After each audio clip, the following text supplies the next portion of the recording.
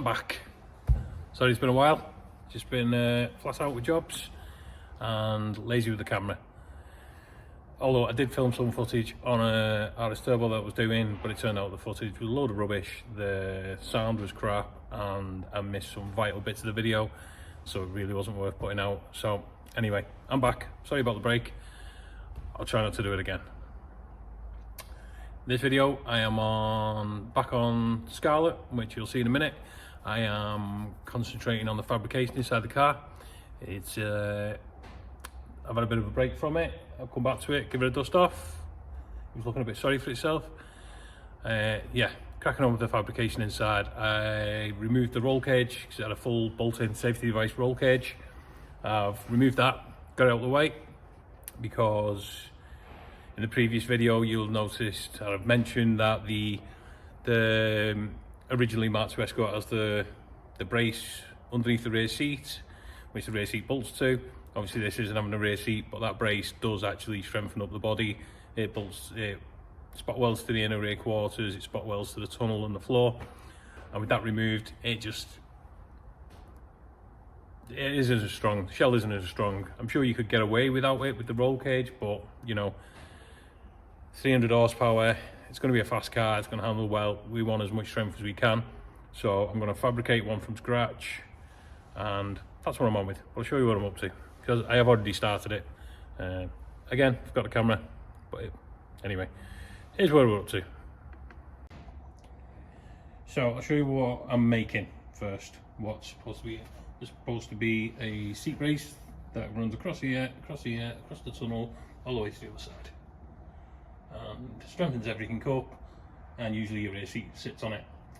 We don't need it for that, we just need it for strength. So I'm fabricating something from scratch that will go from, you know, all the way across, weld to the floor, weld to the tunnel, weld to the link boxes to brace them, and I'm also going to add some gussets to the link boxes and to the tunnel, just to give it that bit more strength and also look a bit cool, motorsport.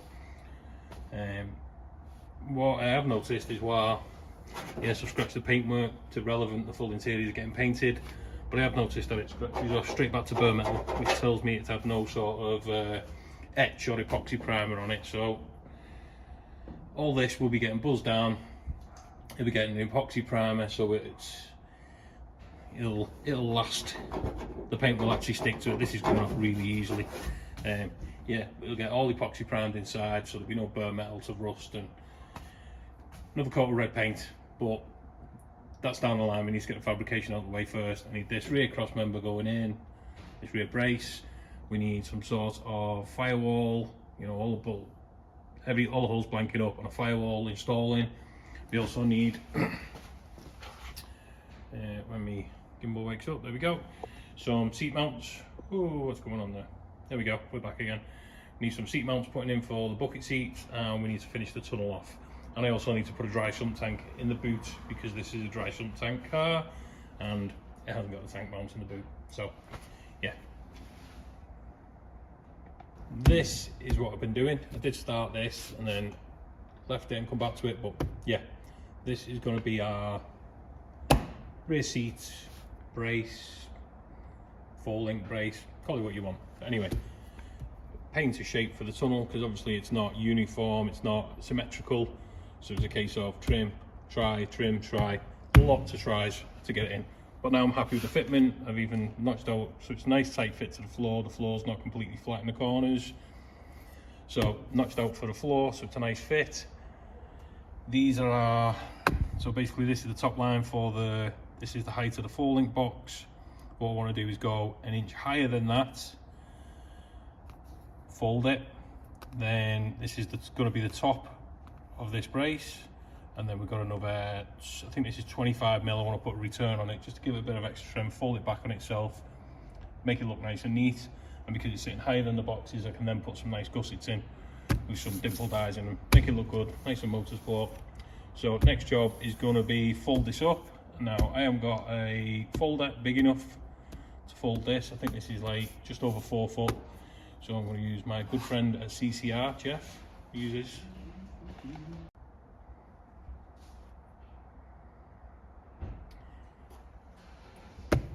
Sorry about that, got disturbed. Yeah, I'm going to use my my good friend Jeff at CCR. He's got a nice big guillotine and folder. Sadly it wasn't, his guillotine's only 4 foot, so I had to cut this with a slitting disc. But his guillotine is big enough to, not his guillotine, his folder is big enough. So I'm going to run down to Jeff now, fold this up, and I'll be back in a minute.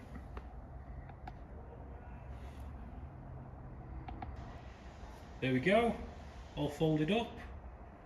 I just want to trim a little bit on the bottom, shave a little bit on the bottom just so it sits a bit snugger, because there's some gaps that I'm not happy with.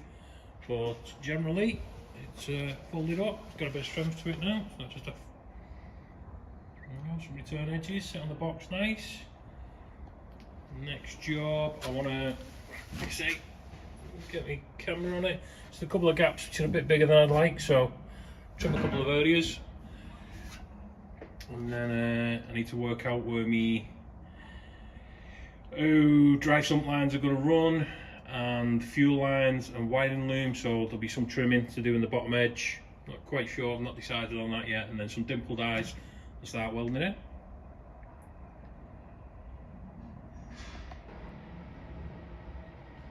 Before I decide to weld in the seat brace, 4-link brace, I was looking at some images for routing for dry sump, because obviously I'm going to have to cut some openings up in the 4-link brace for the dry sump lines to go through. While I was looking, I noticed a lot of cars running the diff tunnel, large diff tunnel, and I'm pretty sure Rob, the owner, did talk about a large diff tunnel before. This is running Atlas, and it's going to be running quite low, being as it's a road track car, so it makes sense to put a diff tunnel in. So at this point, before I weld the seat brace in, I figured it's probably the best point to put a diff tunnel in. So what I'm going to do is, I've got a big 8x4 sheet, so instead of buying one that will possibly fit, from experience they never quite fit, I might as well make my own. So that's the next job. I'm just plotting out where I want it to go. It's going to go up to this line here on the tunnel, which is just a touch further back from where the 4-link brace will fit. And from the images I found online of Group 4 Escorts, the majority are up here. I've seen some that are lower, but if we're going to put a tunnel in, we might as well raise it up and get it up high. So that's the next job, make a diff tunnel, get that welded in, then I can put the 4-link brace in. So yeah, that's where I'm up to. And just like that, it looks like a bought item, doesn't it? Look at that, beautiful. That's because it is a bought item. I changed my mind after a bit of measuring out and messing around. It was cheaper, quicker and easier just to buy one. So I bought one, it was here the next day. So now we're going to get it fitted. First job, I'm going to get some 80s on a sander, get all these areas around here cleaned up, and then mark out where it's going to go, and start cutting out, ready for the diff tunnel to go in.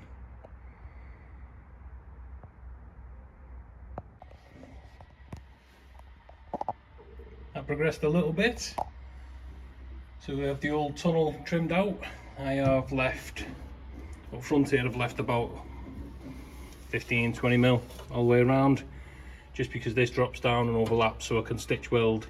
When it drops down I can stitch weld this side from the top and underside as well. At the back, because the panel slides in, I can stitch weld this face, and this lip will overlap, so I can also stitch weld that side too, which is good, nice and strong. I've seen a few of these, they're fully seam welded, so I'm not sure which way to go. I was always told that seam welding could potentially crack, that's why you stitch weld, but we'll see. So yeah, it's all cut out, nice big hole. And time to, I think I'm going to line it all up, tack it in place, see if I'm happy, and then start stitching it in or seam welding it, we'll see.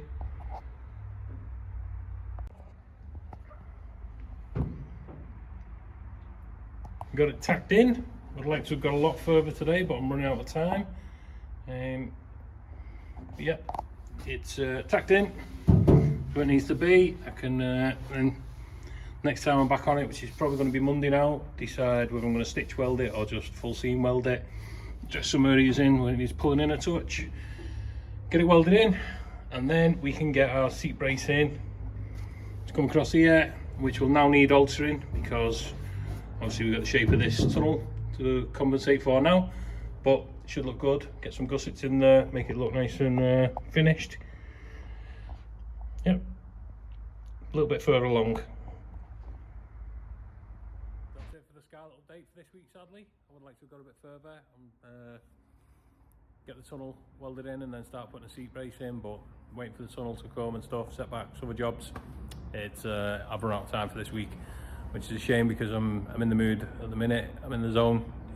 Once I start a job and get into it, I just don't want to stop. But it's Saturday afternoon now, and I have got a family and a missus who wants me to go home. So yeah, needs must. I have to leave it at that.